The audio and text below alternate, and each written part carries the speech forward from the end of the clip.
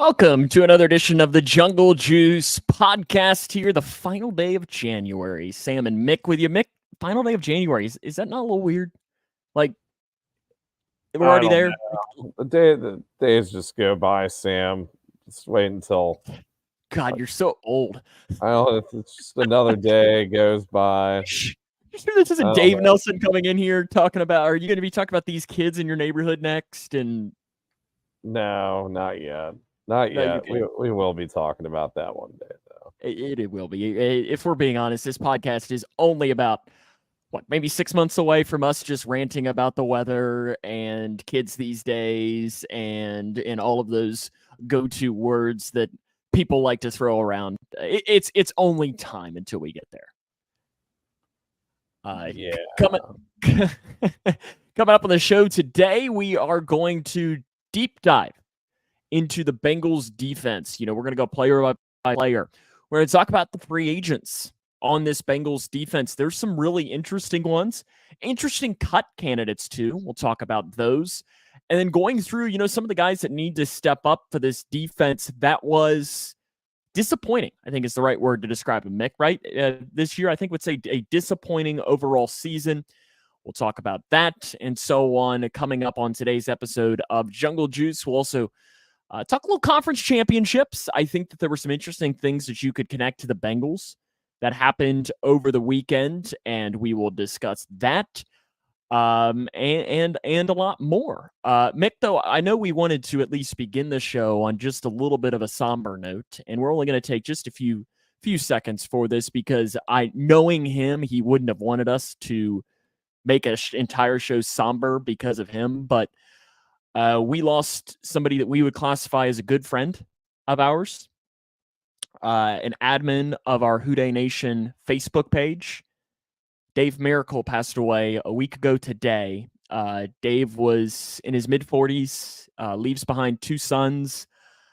He loved the Bengals, he loved the Reds, he loved Kentucky, he loved memes, but he loved his kids even more. And it's not going to be the same without him. He's a really, really good guy. Continue to rally around his family. Yeah. Well said, Sam. We got a chance to meet Miracle a couple times at Bengals tailgates. Obviously, we've gotten to know him through various sports pages on Facebook. Really just down to earth guy, and a really great presence to be around, both in person and online. And Dave's going to be missed. So yeah. There's no question about that. He was a good supporter of ours and continued to rally around his family. Leaves behind two sons, who I know one of his sons, Jacob, came to a game last year. Mm-hmm. The one thing, though, about Dave is I think he came to like 2 or 3 games in the last couple of seasons, and the Bengals never won any of them. So I think I sent him a message being like, listen, man, I love seeing you, but you're not allowed anymore. You're bringing some bad mojo or something, but we'll definitely miss him. Make sure you follow us on our social media channels, though, as we continue to roll on in the show. We're on Facebook. We are on YouTube. We are also on Twitter, X, whatever we want to call. So make sure you follow us on those. And then we're also on your favorite podcasting platform as well. Spotify, iTunes, Apple. I guess that's the same thing as iTunes. All of the different ways that we have to make sure that you go back and you can listen to the show. But Mick, let's talk about this defense. And I use the word disappointing, fair or foul, to describe the Cincinnati Bengals defense as disappointing in 2024 or 2023. Hopefully it's not going to be disappointing in 2024. Yeah, fair. They're definitely not foul. We knew they were going to go through some growing pains with Von Bell and Jesse Bates leaving on the defensive side of the ball at both safety spots. But I think we saw the defense. I think inconsistent's the best way to describe the defense. Yeah, because they had some good games this year. Yeah, and it kind of went in spurts too. I mean, they kind of started off like, I don't know. For the first 4 weeks, it was kind of a tale of, it was like Dr. Jekyll and Mr. Hyde, right? The first 4 weeks of the season, like you had a decent performance against the Browns, a bad performance against the Ravens, A great performance against the Rams, a really bad performance against the Titans. Then they start to kind of ride the wave, I guess, for 4 weeks. You had the Cardinals game. They didn't look great, but they definitely played well enough to win. The Seahawks game, they pretty much won that game. The Niners game, they held one of the best offenses in the NFL to 17 points. It was a 17, right? 31-17. Yeah, 17 points. Bills game, they handled Josh Allen just fine. And then you saw like another dip after that. You saw the Texans game, which was a really bad game. They gave up so many plays of 30-plus yards. You had, who was after that? The Ravens game, they kind of just gave up once Joe Burrow got hurt. Yeah, and that's a good Ravens offense too. And then from then on, you kind of almost have to put an asterisk by it. Kind of, yeah, but also you kind of saw their best stretch of the season too, with those 3 wins against Jacksonville. Yeah, you got to throw Steelers in there. Colts. You got to throw Steelers in there. They did make Kenny Pickett and Najee Harris look like insert great quarterback and insert great running back. Yeah, I know Kenny Pickett didn't necessarily look. Game. Yes, Mason Rudolph looked like Patty Mahomes out there, like. And really, I think Patrick Mahomes pretty well too. They weren't. Kelsey was really a non-factor in that game. In fact, they're the last team to play the Chiefs well. Yeah, it was just a really inconsistent season. PFF rated it as the worst defensive season of the Lou Anarumo era. I don't know if it was quite that bad. 2019 was pretty bad. 2019 was pretty bad. The defense never played bad enough where the team was completely out of the game. This year, I think they always kept the team in the game. They were always a bend but don't break defense this year, which, it's like, I have a love-hate relationship with it. I hate that they're out on the field all the time and they're getting gashed up for yards and stuff like that, but they're not giving up points. So, I mean, that's the caveat of it. If you give up a lot of yards and don't give up points, I mean, what does it really matter? But yeah, there were some really good spots in the defense, though. Pass rush was better than I think I've seen in a while. I think it's probably the best I've seen in the Lou Anarumo era. But coverage is probably the worst I've seen in the Lou Anarumo era. So, and a lot of that goes to the youth of the secondary. Yeah, a lot of it does have to go with the youth of the secondary. You lost both safeties from last year. You lost Jesse Bates. You lost Von Bell. You replaced them with Dax Hill, who was essentially a rookie in 2024, and then you replaced the other spot with Nick Scott until he played himself on the bench. And I think you saw it. I think you saw an uptick in defense when Jordan Battle came in too, from the defense. And that'll be something. Let's come back to those points too here in a few minutes when we go. Let's go like player position by position and so on, and come back because I think that there are a lot of questions when you go to that as we look forward. So let's just start doing that, and let's just go to that defensive line first, and let's look ahead as to what the Bengals have coming back next year. So your returners right now on the defensive line. It's a good group. You've got Trey Hendrickson coming back. You've got B.J. Hill coming back. You've got Sam Hubbard, Miles Murphy, Joseph Osai, Zach Carter, Cam Sample, and now I wrote down Jay Tufele, but I think Jay Tufele is a free agent. Now that I think I put him on the wrong side, but I don't know that necessarily matters as to which side he's on. I think I was thinking about him, and I think he should be on my list of free agents, but regardless, he's not. On the free agent list are both of your interior guys of DJ Reader and Josh Tupou. Those are your 2 free agents for the Bengals. Now, one interesting aspect to this defensive line, Mick, as far as cut candidates, that's one of the things that we've been talking about, is the only one that really stands out on the Bengals defensive line as far as a cut candidate. And I don't describe a guy like Zach Carter or Cam Sample as a cut candidate because I'm talking about guys that have a legitimate chance of helping out in the cap. Like, if you cut Zach Carter, that's going to really do nothing for the cap at all. It might save a little bit here or there, but it's really going to do nothing. The one guy who does have an interesting cut story with him is B.J. Hill. Cut would save $7.5 million against the cap and $3.3 in dead money. That is an interesting one to keep an eye on. BJ Hill getting close to 30. And I think that if there is a big defensive lineman signing, which let's come back to that point here in about 2 minutes, BJ Hill could be the odd man out. And I think that would be interesting. I'm not predicting that. I don't think it'll happen, but it's not crazy, I don't think, to say it would happen. It's not crazy. I agree. I don't think it's going to happen. I think the writing on the wall with BJ Hill is that they are going to do with him what they did with Jesse Bates and what they did with potentially Sam Hubbard last year. I think that they are probably going to draft his replacement pretty early in the draft this year. They're going to have that guy more or less ride the bench. They'll probably sprinkle him in, in plays here and there in the first year, and then they'll probably end up cutting BJ Hill this offseason. The thing with BJ Hill is that, yes, you're saving $7 million on the cap, but he's probably providing, $8 to $10 million worth of value anyway. So I think that the Bengals have him for a decent value contract.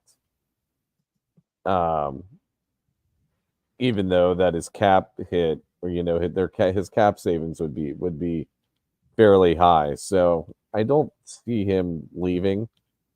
I don't see the Bengals cutting him. I do see them drafting his replacement in round 1, though, or even round 2. That's good. 2. If they make it to day 3 and they haven't drafted a 3-tech, I'm gonna be a little bit concerned, unless they for some reason sign a guy like Madubuike or something like that, to where they just decide to pay a young guy an insane amount of money. Just as an example for that, that would be the only way that I'm not going to be like, okay. And even then, I think you're going to need to look into getting a guy, in those mid rounds, if you're spending money on big money, because I think if let's just say, I see the popular name we're going to be hearing for the next, 6 weeks or however long it is until free agency begins is Chris Jones.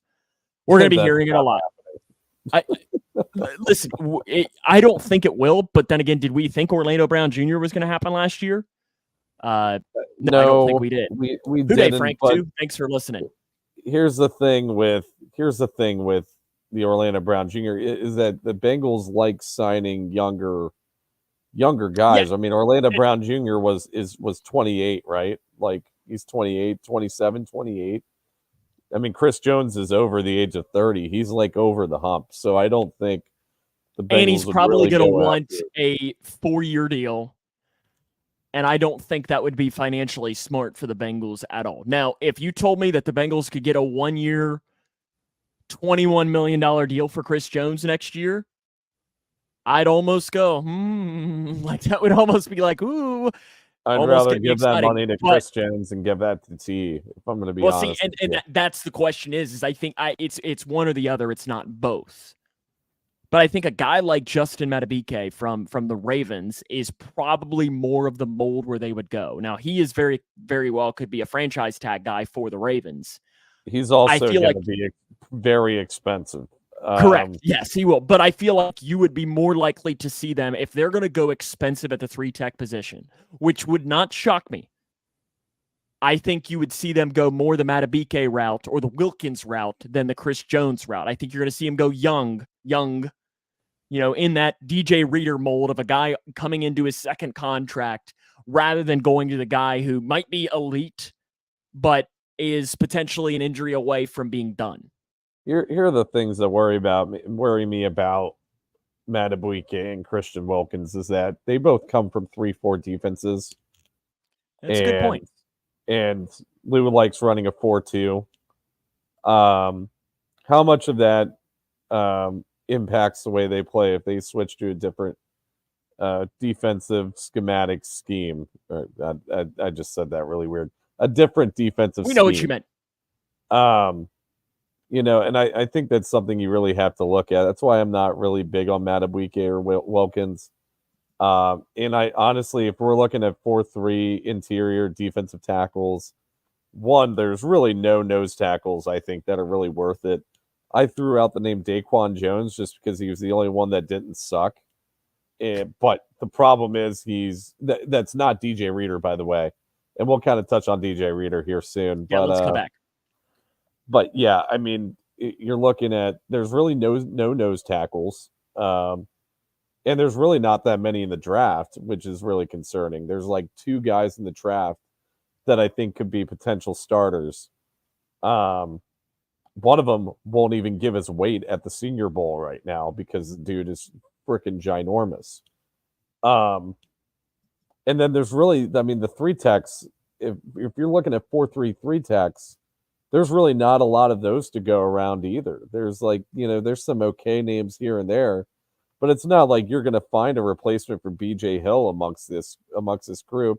You've got Tim Settle from Buffalo. That guy's probably about the same level of skill as a BJ Hill. And Tierra Tart from Houston. That's not. I don't think he was cut from Tennessee. I mean, he still played okay. Something but that is interesting with him, though, is the Bengals did put a claim in on him. Now, that was more based on the fact that DJ Reader was injured and they needed help at that position. But I don't, take that lightly. Like, that does mean that they at least had some semblance of interest in that player. Yeah, no, I mean, they had semblance of interest. Now, how much of that was desperation because DJ Reader was hurt, even though Tierra Tart is not nearly the size of DJ Reader and is not really a nose tackle. So, I mean, what were they just going to rotate him with BJ Hill? Were they going to try and work BJ Hill at nose tackle? I don't think that would have worked out really well, but and I think this all brings us back, though, to the question of, is DJ Reader potentially a chance to come back? Because, I mean, you look at this, DJ Reader, and again, I'm just bringing up the Chris Jones name just to put things into perspective, because we keep talking about Chris Jones being that over 30 guy. They're the same age. Yeah. Both 29 and a half right now.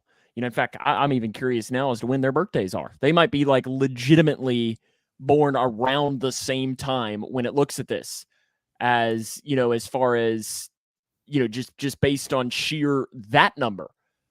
In fact, literally, DJ Reader is 2 days older than Chris Jones. So when we say that they're the same age, those boys are about the same exact age. Now, the one thing, and again, I'm just bringing up just the point here, is DJ Reader is coming off that second severe injury. And that, to me, is the question, and I know we've talked about this a couple of times over these last couple of weeks, is I think, oddly enough, that helps the Bengals. It does, and it doesn't at the same time. Yeah, he could sign for a team-friendly deal, but then the Bengals are holding on hope that, he returns back to form, and they are wanting to compete for a Super Bowl next year. And we've already saw what the defense looks like without DJ Reader in it. Can you afford can you afford to be without DJ Reader for a couple months? At least a month. Let's say November the 1st. Or let's just say the Bengals bye week will be week 8 next year. Let's just say that just for the reason of this here. And you say he'll be back after the bye week, meaning that you get DJ Reader for what? Week 9 on. So what is that? 10 games? Mm-hmm. Or, 10 games. That's the question is if I told you the Bengals could re-sign DJ Reader 1 year, $7 million, but you get 10 games, are you taking that deal? Because I think that would be more of what you'd be seeing. You'd probably see if what are we getting no 10 games of here, though? I mean, we don't know what I don't know what he's going to look like. But see, that's the question. As he comes in and plays, I mean, that's like you said. The guy's 30. I mean, the guy's 30. He's coming off his 3rd quad injury. I can't imagine he's going to come back and be very effective when he does come back. I don't know. That's why I'm just feel like you're going to have to find somebody, but I don't know if DJ Reader is going to be the right answer if they're going to be looking for a Super Bowl next year. I just don't. Luckily, though, you've got Josh Tupou as a free agent. Yeah, and let's be real. Just give him the money. Let's be real. He sticks around. I feel like he's always the guy that is always on all of our cut lists, but he never gets cut. I specifically left him off of my cut list, I think, this year because I knew he wasn't going to get cut. I mean, the only year that he has not been cut was in 2020, and that was because he opted out because of COVID. Like, he was the Bengals' one opt-out, if you remember back in 2020. Pretty much. And I just find it hilarious that he's the guy that sticks around. But I'm intrigued by that of, Josh Tupou. Is he a guy that the Bengals could bring back? Because here's the thing with Josh Tupou. I mean, you'd probably be able to get him for a 6-pack of Twinkies. Spot Track has him at $1.5 million a year. God, but cheap. He's older than DJ Reader. But I think at that cheap, now I mean older than DJ Reader by a couple of months, so it's not like we're talking that he's ancient. But I think at that price for $1.5 million, I don't think age is as big of a factor. I bet he's back next year. Yeah. If anything else, it's special teams. Is that what's? Does he play on special teams at all? He might be on field goal. I mean, that'd be the only thing. I can't imagine. Maybe they just put him back there to return kicks next year. Maybe. I'd pay good money to watch that. Josh Tupou. I mean, big old dude. Let's see him barrel. I don't know what his 40 time was, but you never know what it could happen, right? But I think it's interesting on this defensive line because I think it's the biggest questions really on this defense, other than the very backside, which we'll get here to in a few minutes. But Mick, let's make the prediction right now. Bengals starting defensive line next year. So we'll say opening day. Oh, God. Bengals and the Browns in Cincinnati. There you go. That's what it's going to be. You heard it here first. They're going to open up against the Browns for the second straight season. Bengals, Browns, and Cincinnati. What is the starting 4 defensive linemen for the Bengals? We will say no, preseason, everyone's healthy through preseason. We'll just say that, except DJ Reader. Let's say DJ Reader will still have his potential injury come back. So I think we can agree that. What am I picking here? You're 2 defensive linemen, a 3 tech, and a nose tackle. That's what usually Trey and Hubbard on the edges for now. I agree. Miles Murphy might take that job though from Hubbard. We don't know. I mean, we can't really say starting at this point. These guys are always rotating in and out. I'm saying first play of the first defensive snap. That's your starter. You ask in the NFL, that's the starter. Hubbard and Hendrickson. Or on the depth chart, if you want to go for that way. On the depth chart at the top of the depth chart. Okay, so Hubbard and Hendrickson. BJ Hill will be back and will be starting. Maybe T'Vondre Sweat from Texas at nose tackle. Maybe McKinley Jackson, Mississippi State, I believe, nose tackle. I think it's probably going to be a rookie because I don't think there's anybody in the free agent class at nose tackle that would be worth it. So they really need to hope that one of those 2 fall to them. And then, I mean, hell, if T'Vondre Sweat's available at pick 18, I think you really got to consider it just because there's not a lot of nose tackles out there in the draft. And, if they don't want to pick him at 18, then if he's gone at pick number 49, you must be picking McKinley Jackson there. So I'm going to go with one of those 2, I guess, at nose tackle. Yeah, and I don't think you're wrong on that.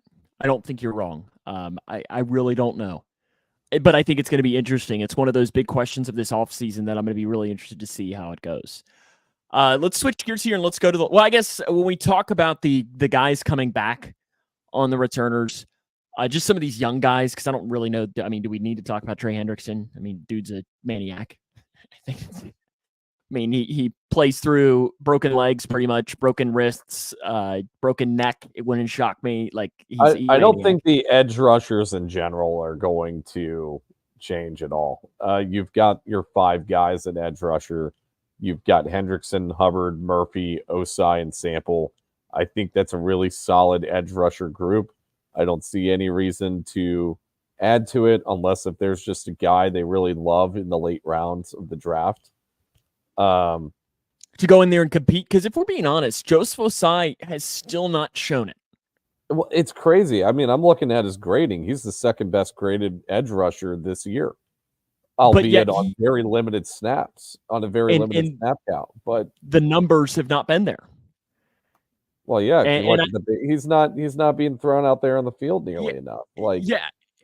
And that's just the question: is that a trust issue with Lou? I think it's probably a trust issue with Lou. I don't see how it isn't, given he's played fairly well last year. I mean, this past season. I don't know.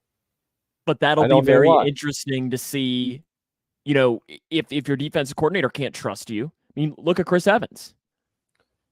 The Bengals offense doesn't trust Chris Evans. Now, I know that those are not the same players. But I get it with Osai, though. Like, I think he's definitely played better than Miles Murphy this year. And Miles Murphy definitely got more snaps. I mean, I don't know. I think it'll be interesting to see. The linebacker position. Your returners, Logan Wilson, Devin Harper. Remember him? He's technically returning. And Jermaine Pratt. Now, with Jermaine Pratt, again, I'm just saying that technically he is a cut candidate.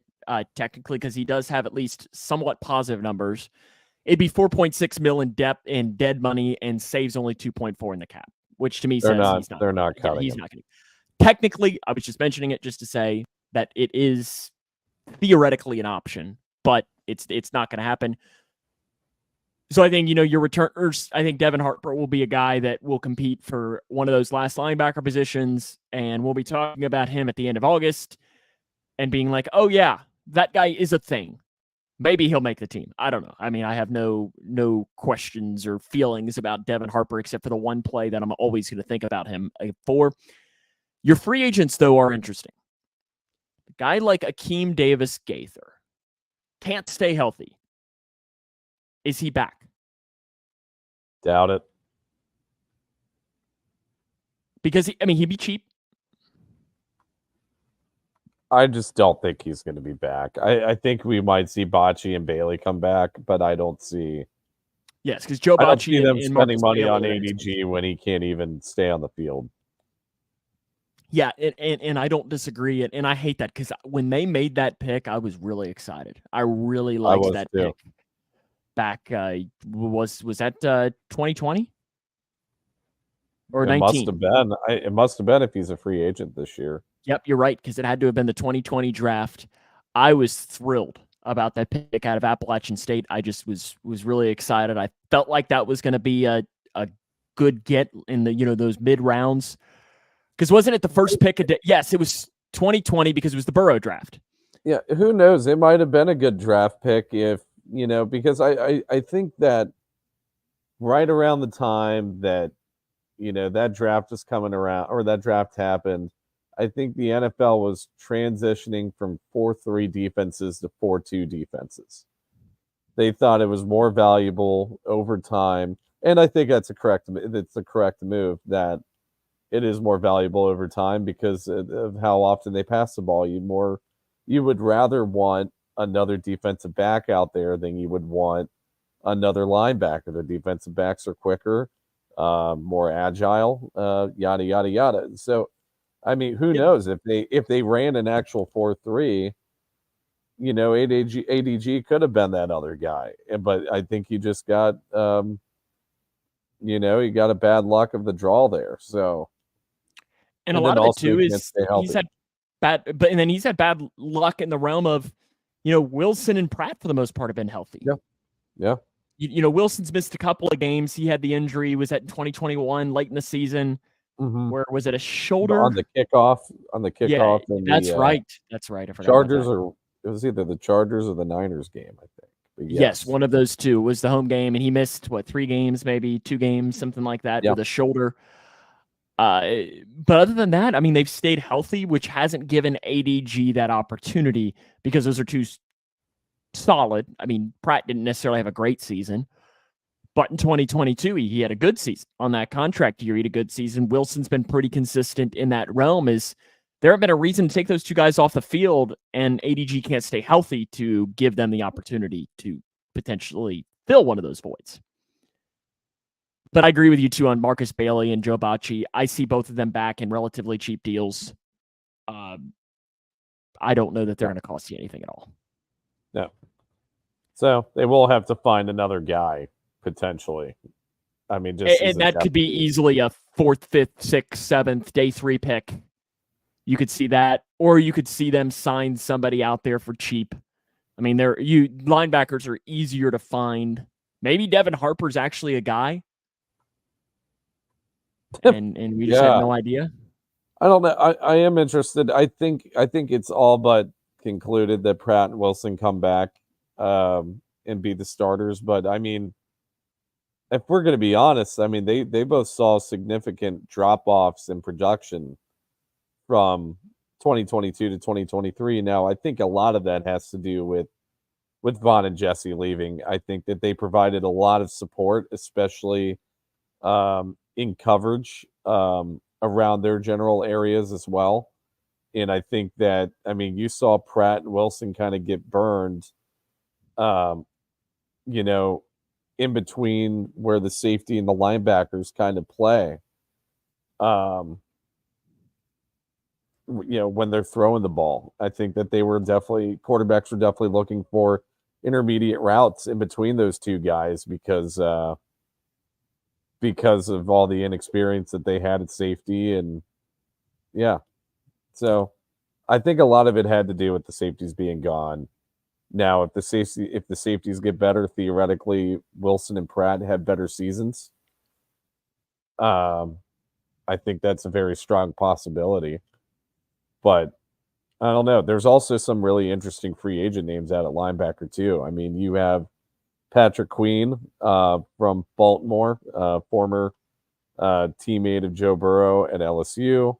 You got Blake. He was? I didn't know that. I've never heard them to bring back an LSU guy to Cincinnati. Are you sure? Are you going to say Justin Jefferson next? They should just go out and get the rest of the team. But you've got other names too. You got Blake Cashman. Tyler Shelvin's looking for a job. No. Thad Moss? No. They do need a nose tackle.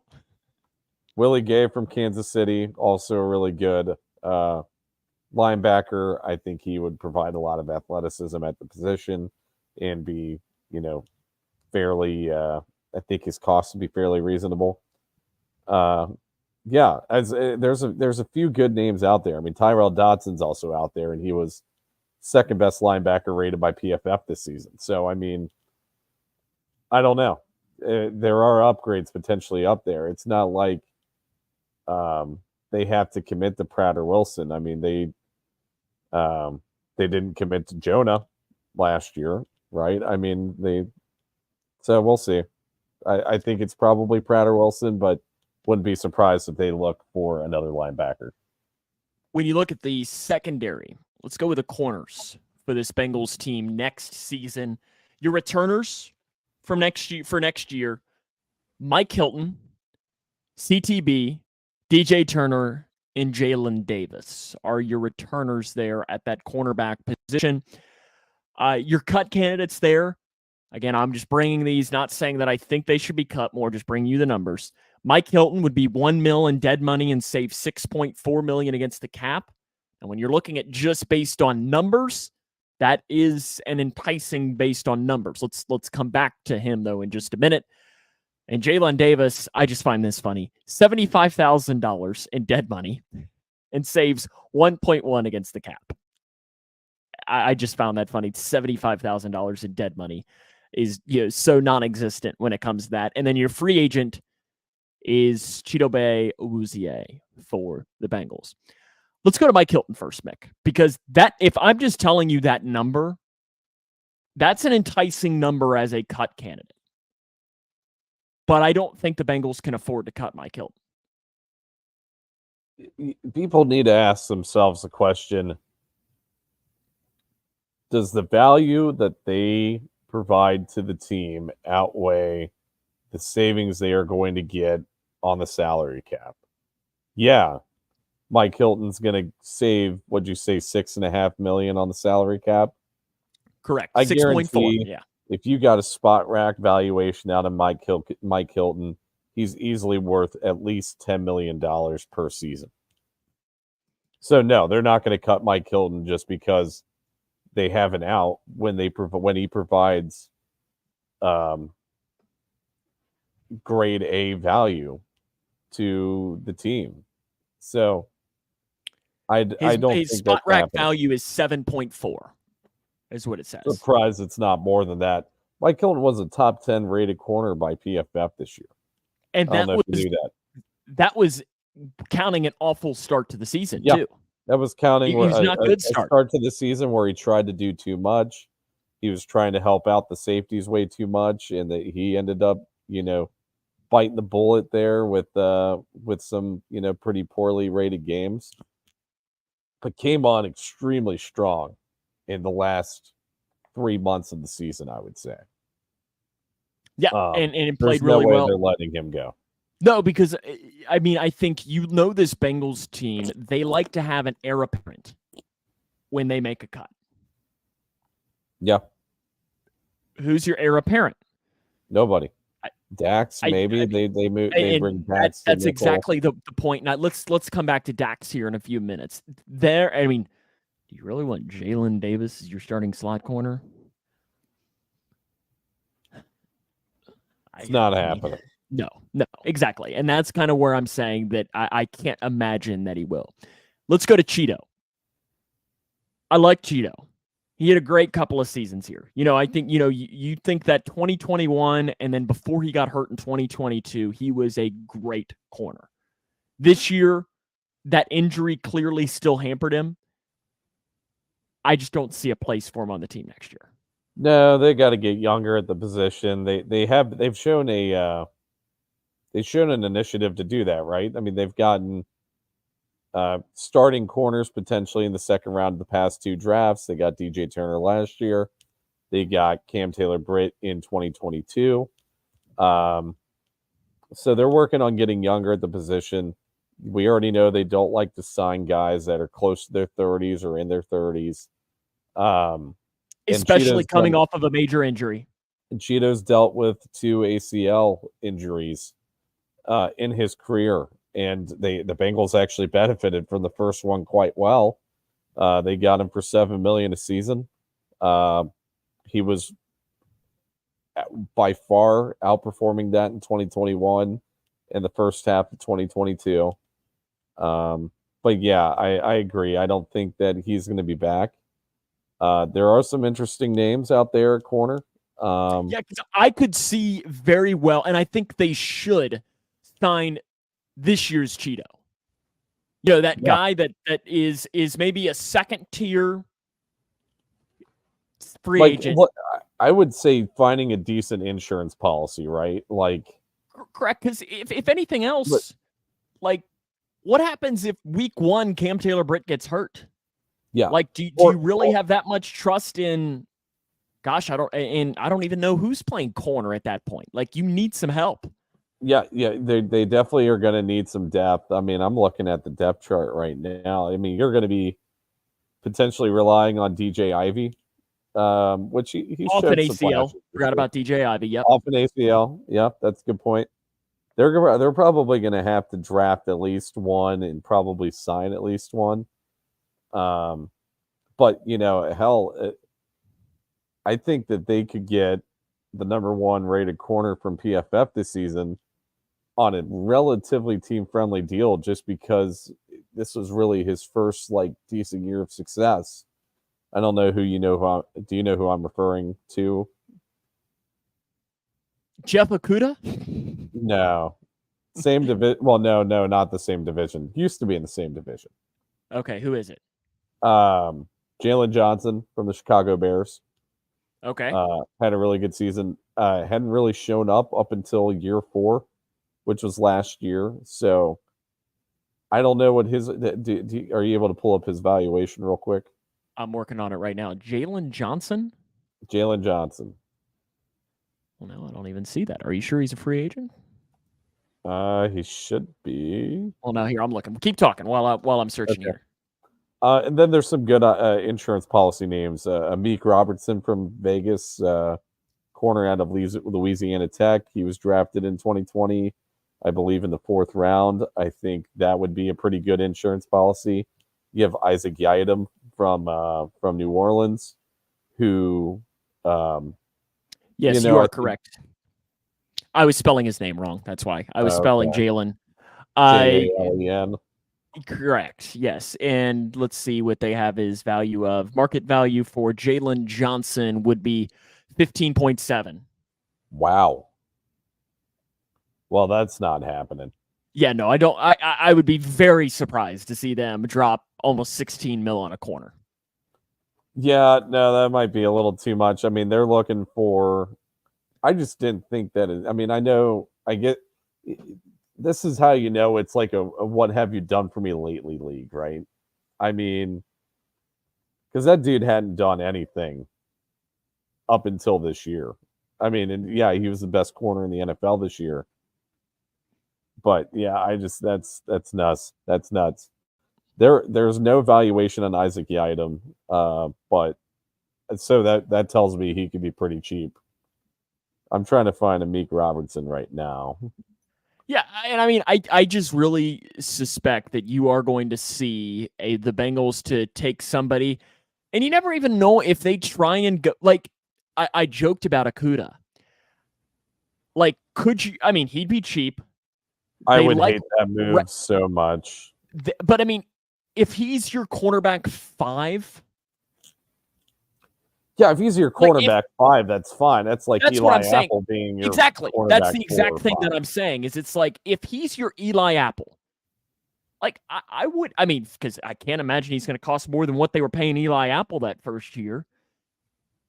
And that's why. And listen, I'm not predicting. I'm curious to see what they say the market value on him is going to be. I'm pulling it up right now as we're talking. But that could be one that I could see. Wow. What do you think it is on Okudah? 14.7. That there's nobody.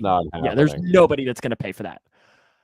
And if they do, then my goodness, if the Bengals dropped 15 mil on him, I would smack Duke Tobin across the face. No, but Isaac Yiadom and who's the other guy I talked about? Meek Robertson. No market valuations. That's good news for us, Sam. I'm submitting my request to Duke tomorrow for this to be a thing. And he responds with, "Who? Who's this? Who's talking to me?" Oh, he's cheap and he was decent last year. Sign me up.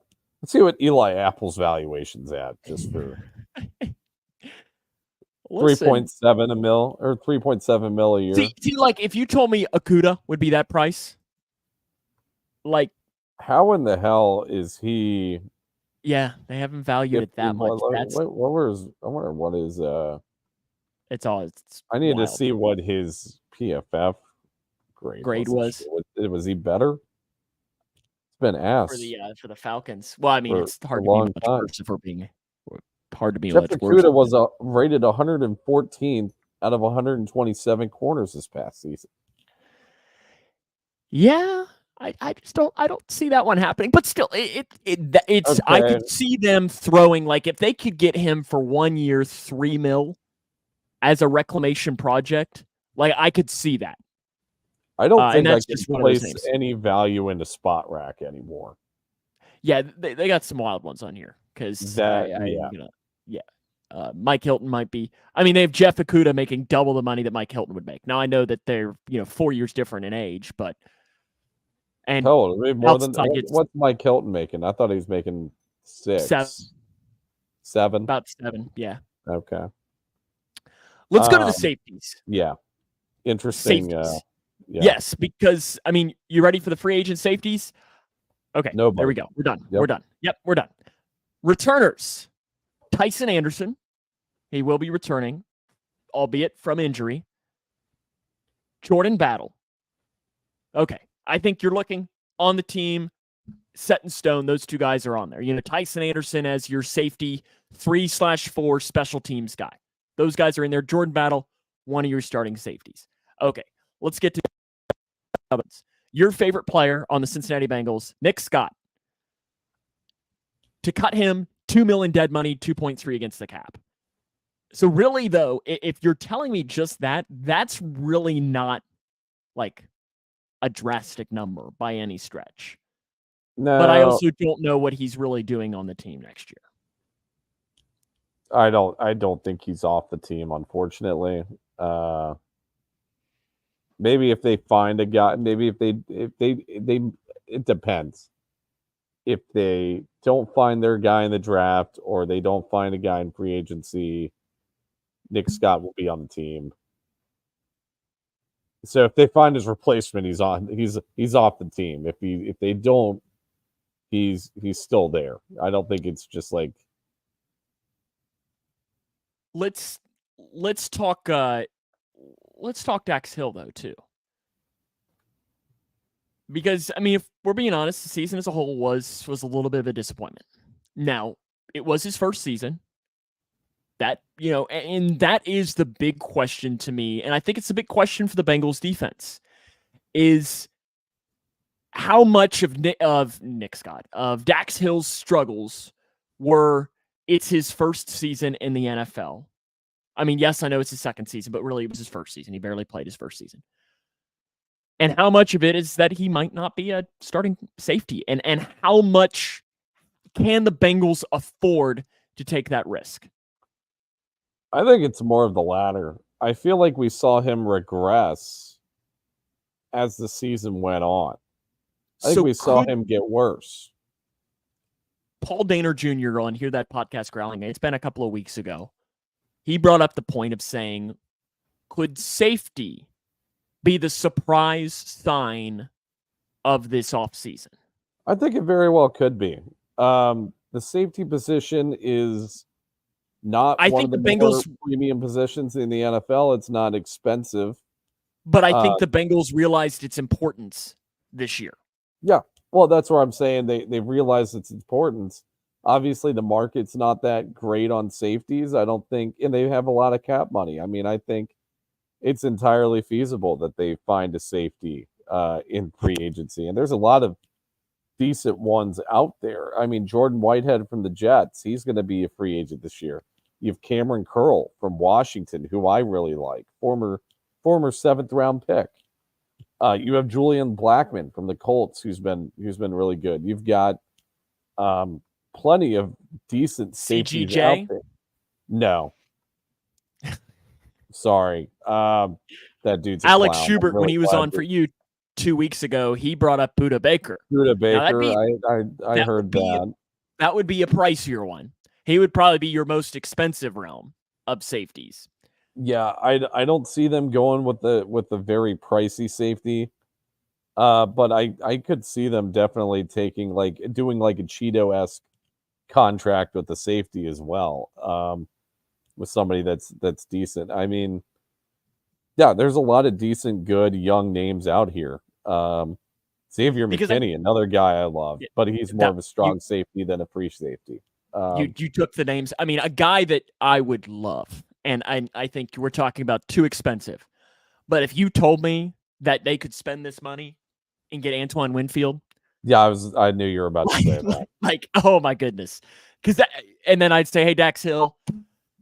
And if anything at that point, like, and again, I don't think the Buccaneers let him walk out the door. Like, they're going to find some way to make that happen, probably.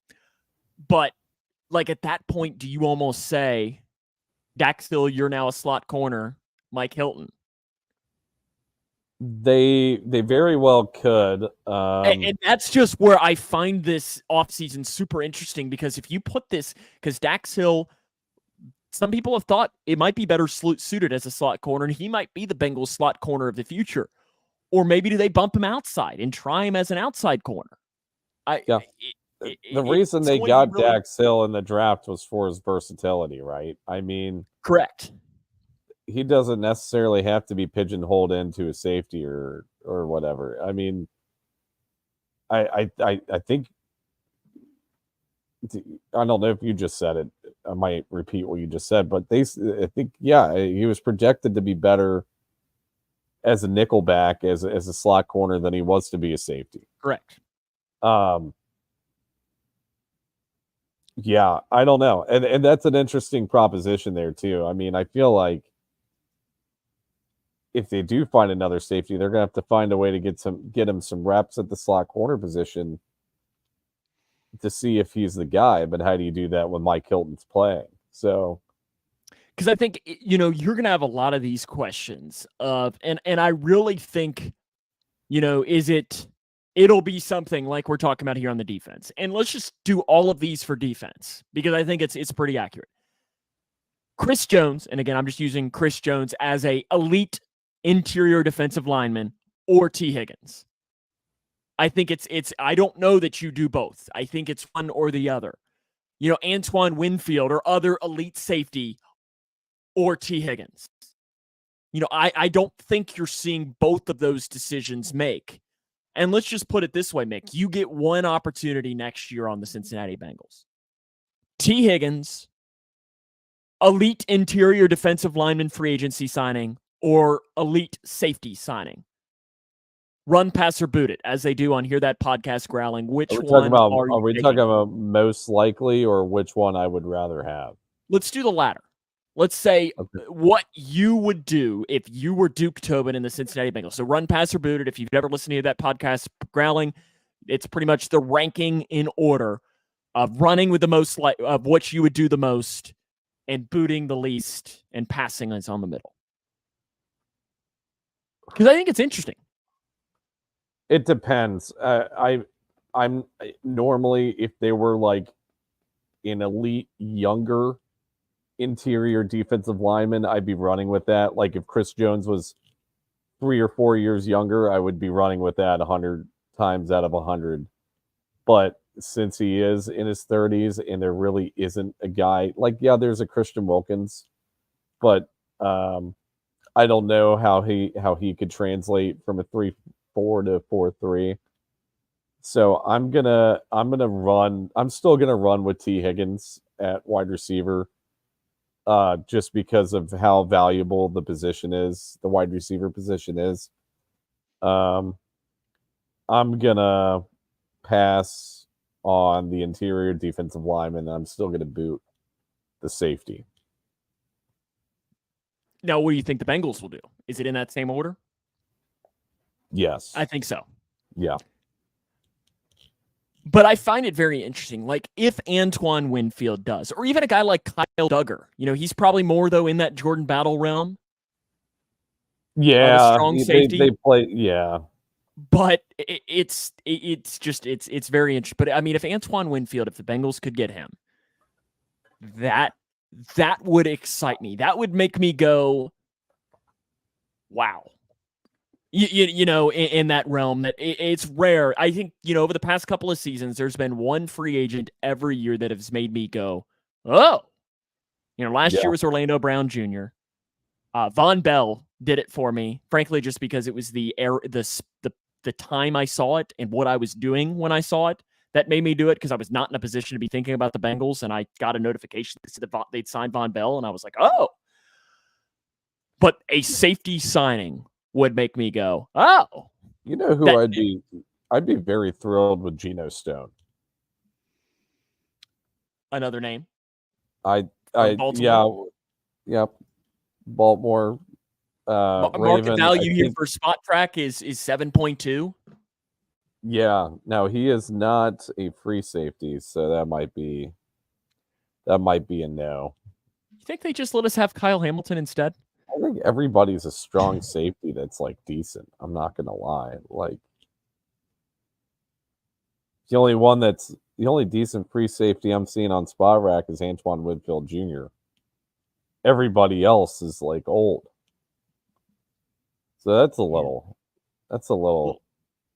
bit concerning. We might be dealing with Dax again. We might have Dax. I mean, you're looking here at, I'm just listening on Spot Rack, that they have the free agents: Buda Baker, Micah Hyde, who is 75 years old, Tayshaun Gibson, who is 78 years old. Also, Eric, let's mention the fact that Buda Baker is on a club option right now. correct. And I would imagine He's- that, but it's a strong club option. I mean, 14.75. I would imagine that Arizona would take that. Mhm. But I don't know. It'll be very interesting what happens with that safety position over these next couple of weeks, though. Once we move into free agency, let's touch a little bit on special teams.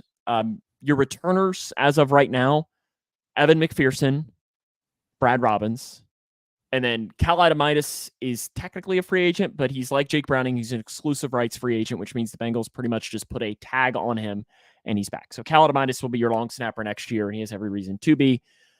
Most Bengals fans don't know his name, which is a long snapper is the best thing to do because everybody remembers Brad St. Louis for all the wrong reasons. The Brad Robbins, though, I think is the big question, Mick. And I think that the Bengals have to bring in some competition for him. Do you know who's a free agent at punter? Evan McPherson's old teammate at Florida, Tommy Townsend from Kansas City. Who played for the Kansas City Chiefs. Now, I would think that Kansas City might just bring him back. I would imagine. He's pretty solid. Try to retain punters. He's a good punter. But if they decide not to, I feel like they might want to take a flyer on that, and that also might. I don't know what Evans and Tommy's relationship is. I would assume it's probably pretty good.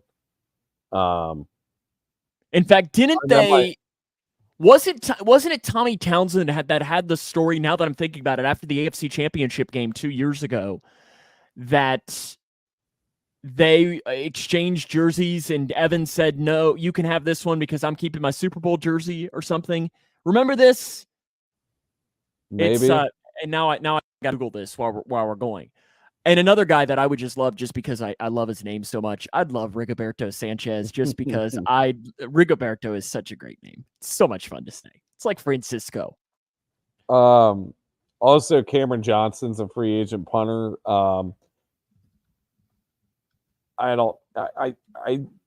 reason why I'm bringing him up is because I watched the Texans game versus the Colts in Week 18, and I think and also the Ravens game, and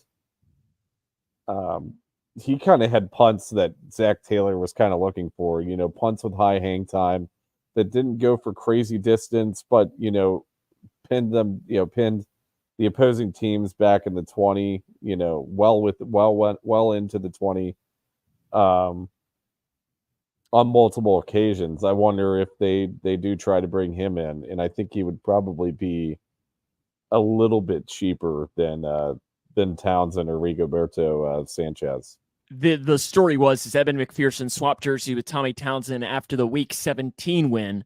Townsend told him, said, "You need to keep this jersey. It won the AFC North." And McPherson told him, "You can have it. I'll keep my Super Bowl jersey." So he called his shot then, and he turned out to be exactly right, which I just love Evan McPherson's confidence. So they at least have some. Sounds like they have a good relationship. Yeah. Correct. Either that or Evan McPherson really is as ballsy as we thought he was. Yeah. But I think it'll be really interesting, and we're going to talk a lot more about those specific free agents over these next couple of weeks as it goes and gets closer and closer to free agency opening up. Let's Pro Bowl on Sunday, isn't it? I know you're having your annual Pro Bowl party, right? Yeah. Yep, that's exactly what I'm doing. You're making all of your buffalo chicken dips. Invited. Yep. Everybody's invited to the Pro Bowl party. I'm so excited to not watch football for a weekend. I'm not going to lie. So you're not going to watch any of the Pro Bowl? No. I'm sorry. The Pro Bowl games. No. Yeah, I won't either. I have something to do on Sunday, so I won't be able to watch it anyways, but it's not like I'm going to be checking my phone about the updates of I have something to do. It's called literally anything else. Watching paint dry. having a Yeah. root canal thing's better than that. Jamar Chase and Trey Hendrickson, though, are going to be representing the Bengals. At least we're mentioning that. Look, we checked that off. We did our jobs. We talked about that. The conference championships over the weekend. Mick, any takeaways necessarily? Chiefs and 49ers Super Bowl. Yeah. I hate that people are really pissed off at the matchup itself. Like, yeah, I get it. It's a Super Bowl we've already seen. Yeah, they are two franchises that we've seen probably be the two top franchises in the sport for the past 5 years. I get all that, but still, I mean, it's still going to be a really good matchup. A lot of great storylines, as there are with any Super Bowl. And you're going to see a really good game anyways. So quit complaining about it, please. And just be grateful you get to watch a good game. I think here's one of the interesting takeaways for me when it comes to the Bengals. And I heard this take from somebody, and I think it's very accurate. The Bengals have been the team that has had the most success against Kansas City in the playoffs over the last couple of seasons. Now, I know 1-1, and I'm not getting into the argument about the Mahomes Burrow, like, frankly, no. But you look at this is the AFC North over these last couple of seasons has not had playoff success except for the Bengals. Yes, the Ravens won against the Texans, but they've not. And I think it's interesting because you look that the Bengals are almost not an AFC North team anymore. And what I mean by that is that they don't play AFC North football. That's why they suck Steelers, against the AFC Ravens. North, but they're really good against the rest of the NFL. Correct. And I think it's why they're better off in the playoffs, because they're better suited to win the Super Bowl than they are to win the AFC North. Now, that's probably not the greatest thing, but because they have the ability to pass. And when it comes down to it, the Bengals are the only team in the NFL in the AFC North that is truly built to pass the ball. You saw more of it from Baltimore this year. But Cleveland, Deshaun Watson, Pittsburgh, whoever the heck's going to start a quarterback next year for them. They just signed Arthur Smith as their offensive coordinator, which pleased me. And I think that's what makes it sustainable. And that was one of my big takeaways, is that you once again saw that the Bengals are the cream of the crop of the AFC North based on just sheer offensive talent. And that's why this offseason is so important to fix that defense. Because I think if that happens, we could have a really special season in Cincinnati next year. Yeah. No, totally agree with that. One other point I want to bring up is that I am really glad that Zach Taylor gambles, to go for it on fourth down in reasonable situations, unlike Dan Campbell. I like a coach that goes for it occasionally if the situation presents itself in a good way. I don't think either of the two situations for Dan Campbell presented themselves in good ways. You take the points on the first go around. If you're the Lions, you're up 3 scores well into the third quarter. You're up 27-10. You take the field goal late in the game. You're tying the game at 27, and you're not having to play catch up. So yeah, I'm really glad that Zach, I think, I don't want to say understands the game, but he, I don't know. His strategy is a little more is not as aggressive as that. Zach Taylor is a good head coach in the NFL. Yeah. People don't want to say that, but he is. He is a good head coach in the NFL. And I think the Bengals are lucky to have him, because I think the best part about Zach Taylor is he learns. Yeah. I could agree with that. And he evolves. You look, the Bengals have always been best later in seasons, because I think Zach Taylor is great at evolving as a head coach. But I think next season, Frank has it on the head. They could do all they want in improving the defense. But if number 9's not healthy, I don't know that it really matters in the long run. I feel like that's the way it is for almost any other NFL team, not named the 49ers. Because yes. they can just put they you could out have there quarterback. Yeah, they could have one of us out there playing quarterback, and we're at least making a conference championship. But yeah, I agree with that, Frank. You probably need Burrow to be healthy for sustained success. So I mean, I don't know.